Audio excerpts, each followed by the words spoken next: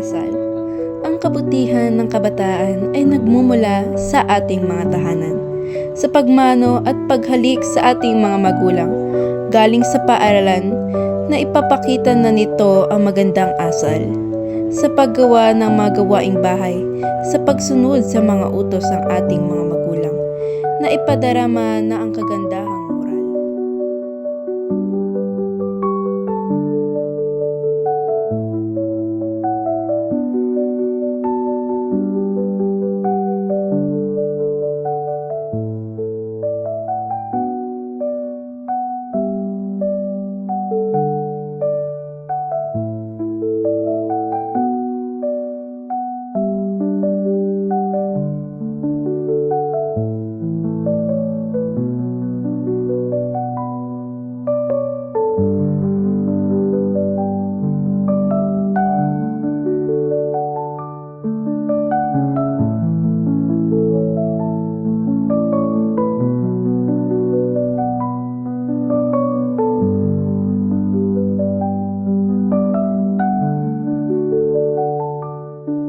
Hindi lang sa tahanan na ipapakita ang kagandahang asal, kundi na ipapasa rin sa ating mga paaralan, sa pagsabi o pagbati ng magandang buhay at mabuting tao.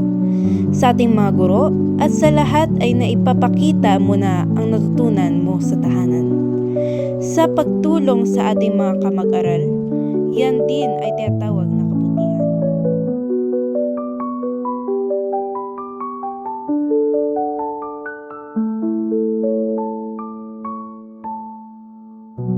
Hindi lang naman sa paaralan na ipapasa ang kagandahang asal na natutunan sa ating mga tahanan, na ipapasa rin ito sa ating lipunan, sa pagsunod sa mga batas, sa pagtapon ng basura sa tamang basurahan.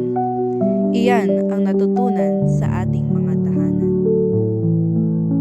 Sa tahanan pa lamang ay dapat na mapag-aralan ang kagandahang asal at dapat na maisagawa sa paaralan at komunidad. Dahil sabi nga nila, ang kabutihan ay libre lang, pero may sukli. Pero ipapaalala ko sa inyo ito, na huwag kalimutang magdasal at magsimba, kahit ano namang rehiyon ikaw.